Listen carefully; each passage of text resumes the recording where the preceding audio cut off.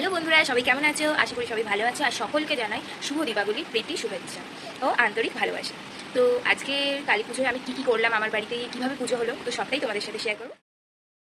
দিনটা ছিল 30শে অক্টোবর। আমরা চলে গেছিলাম ফুল কিনতে, যেহেতু পরের দিন কালী পূজা।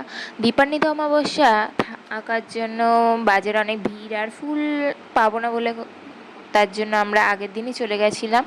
এখানে ফুল কিনে নিয়ে এসে আমি এখানে নারকল নিয়ে নিয়েছি। নারকল নিয়ে কোড়াতে বসে গেছি, কারণ মার জন্য নাড়ু করব।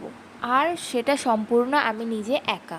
তো আমি এখানে সব কিছু করে নিয়েছি, গুড়ের নাড়ু হবে। আর এখানে দেখো আমার মাও আমার সাথে নাড়ু পাকাচ্ছে। তো তারপর 14টা প্রদীপ জ্বালিয়ে নিয়েছি। সবার মুখে শুনেছি যে ভূত চতুর্দশীর দিন 14টা প্রদীপ জ্বালাতে হয়।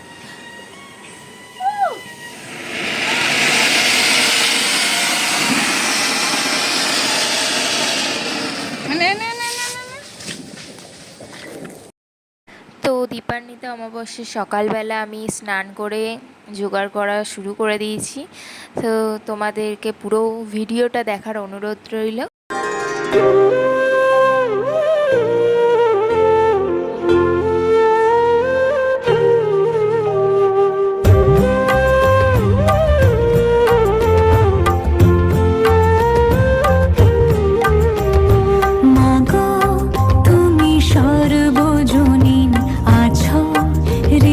জুড়ে মাগো তুমি সর্বজনীন আছো হৃদয় জুড়ে।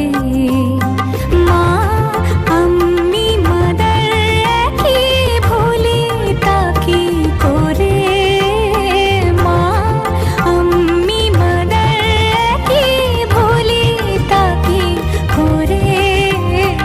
মাগো তুমি সর্বজনীন আছো হৃদয় জুড়ে।